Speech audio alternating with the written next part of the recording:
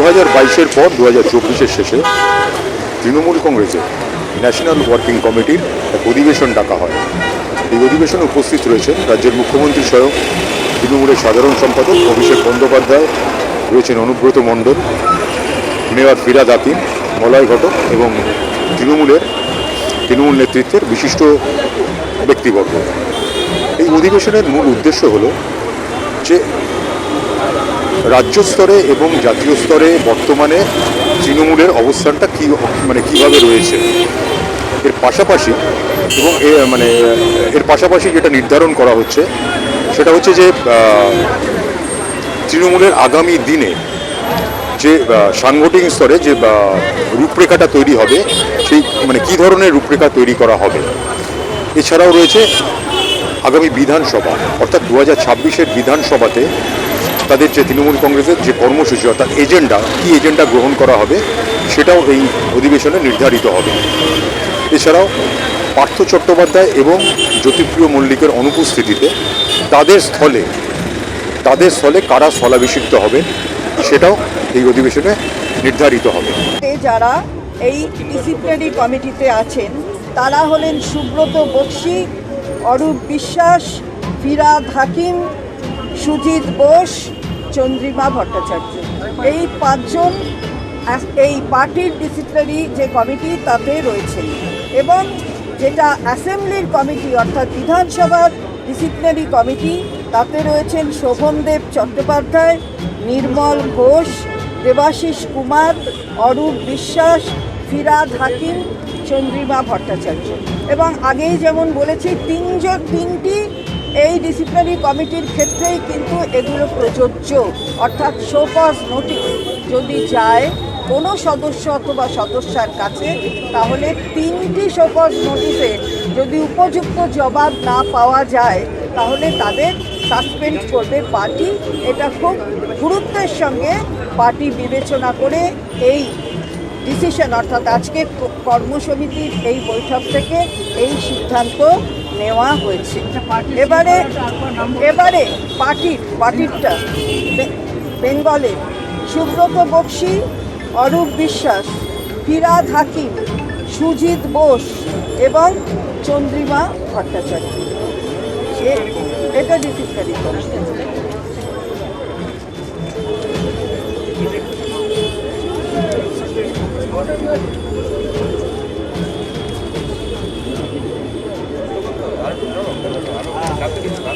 এবারে আমাদের spokes person যারা হবেন তার কোঅর্ডিনেট করবেন অরূপ বিশ্বাস। স্পোক্স পারসন আমি বলে দিচ্ছি, এটা কিন্তু স্পোক্স পারসন এবং চ্যানেলে যাওয়ার জন্য যে লিস্ট হবে সেগুলো পরবর্তীতে আপনাদের কাছে জানিয়ে দেওয়া হবে। দিল্লির ক্ষেত্রে পার্টির সম্পর্কে বলবেন অভিষেক বন্দ্যোপাধ্যায়, ডেরেক ওব্রায়েন, কাকলি ঘোষ-দস্তিদার, কীর্তি আজাদ, সুস্মিতা দেব, সাগরিকা ঘোষ। এটা দিল্লির যেটা বলা হলো সেটা পার্টির সম্পর্কে যেটা বলবেন। যেমন আমরা আগে একটা বাংলার ক্ষেত্রেও বললাম, ঠিক তেমনি দিল্লির ক্ষেত্রেও পার্টির হয়ে যারা বলবেন তাদের নাম বললাম। অভিষেক বন্দ্যোপাধ্যায়, ডেরেক ওব্রায়েন, কাকলি ঘোষ-দস্তিদার, কীর্তি আজাদ, সুস্মিতা দেব, সাগরিকা ঘোষ। এবার এখানে স্পোক্স পারসন যেটা আমরা বলছিলাম স্পেসিফিক করে দেওয়া হয়েছে যে কারা কী সম্পর্কে বলবেন স্পোক্স পারসন হিসাবে। যেমন যদি অর্থনৈতিক কিছু হয় অর্থাৎ ফিনান্স সম্পর্কে সেটা বলবেন ডক্টর অমিত মিত্র, চন্দ্রিমা ভট্টাচার্য। যদি শিল্পের অর্থাৎ ইন্ডাস্ট্রির ক্ষেত্রে হয়, আমাদের কর্মীদের আরও অবহিত করতে হবে, তারা সেই ইতিহাস জানবেন এবং মানুষের কাছে পৌঁছবেন। তৃণমূল কংগ্রেসের ইতিহাস এটা এমনি হঠাৎ 98 সালে তৈরি হয়েছে তা নয়। তৃণমূল কংগ্রেস নেত্রী সারা জীবন দিয়ে তিনি যে ইতিহাসটা তৈরি করেছেন সেই ইতিহাসের প্রতিফলন হয়েছে 98 সালে নতুন একটা দল গঠন করে। এবং তারপর এই ইতিহাসটা জানতে হবে। অনেকে নবীন প্রজন্মের যারা রয়েছেন তারা হয়তো সেই ইতিহাসটা অনেক সময় তাদের গোচরে থাকে না। তো সেইগুলো যাতে আরও বেশি তাদের কাছে পৌঁছে দেওয়া যায়, তাদের মাধ্যমে এবং অন্যদের সকলের যারা অভিজ্ঞ তাদেরও মাধ্যমে মানুষের কাছে পৌঁছয়, সেদিকে জেলায় জেলায় নজর রাখতে বলা হয়েছে। এবারে মহিলাদের প্রতি যে নির্যাতনের জন্য আপনারা জানেন যে বিধানসভায় অপরাজিতা বিল, সেই বিলটি পাশ হয়েছে, কিন্তু এখনও সেটা আইনের পূর্ণ আকার ধারণ করেনি। আমরা তীব্রভাবে চাইছি যে এই আইনটা তৈরি হয়ে আইনটা বলবৎ হোক, কারণ এটা হচ্ছে মহিলাদের সুরক্ষার জন্য এই আইনটা অত্যন্ত প্রয়োজন, যে কারণে বাংলার বিধানসভা থেকে এটা পাস হয়েছিল। এর জন্য তৃণমূল মহিলা কংগ্রেস তারা 30 তারিখ অর্থাৎ 30শে নভেম্বর বেলা 2টো থেকে 4টে ব্লকে ব্লকে অপরাজিতা বিলের এই আইনের তাকে পরিণত করার জন্য তারা মিছিল করবে। 30শে নভেম্বর তারা মিছিল করবে 2টো থেকে 4টে, এবং তারপরের দিনও 1 ডিসেম্বর তারা জায়গায় জায়গায় ওই 2টো থেকে 4টেই এই জায়গাগুলোতেই যেখানে মিছিল হয়েছে তাদের জেলার অন্যত্র ব্লকগুলো, অন্য ব্লকের অন্য জায়গায়, সব ব্লকেতে তারা ধর্ণা করবেন, মিটিং করবেন। 2টো থেকে 4টে ধর্ণা, তার মধ্যে দিয়েই তাদের বক্তব্য রাখবেন। এবং সবচেয়ে বড় কথা হচ্ছে মাননীয় রাষ্ট্রপতি তার কাছে 10ই ডিসেম্বরের পর একটি সময় চাওয়া হবে, একদিনের সময়, যে সময়ে একটি ডেলিগেশন যাবে। একটা 15 জনের মহিলা ডেলিগেশন যাবে মাননীয় রাষ্ট্রপতির কাছে, যার মধ্যে 5 জন মহিলা এমএলএ মিনিস্টার থাকবেন এবং 10 জন মহিলা এমপি থাকবেন। এই 15 জনের ডেলিগেশন মাননীয় রাষ্ট্রপতির কাছে যাবে, তার জন্য 10ই ডিসেম্বরের পরে একটা সময় চাওয়া হবে।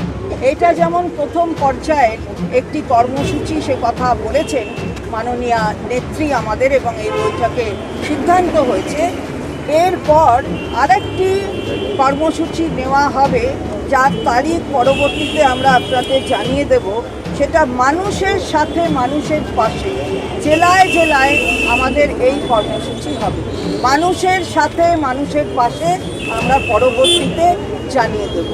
সংসদ চলছে, আপনারা জানেন, আজ থেকে শুরু হয়েছে, আবার বন্ধও হয়ে গেছে, আবার নাকি খুলবে, কোনোটা কাল কোনোটা পরশু, তারা জানেন কবে কোনটা কবে খুলবে।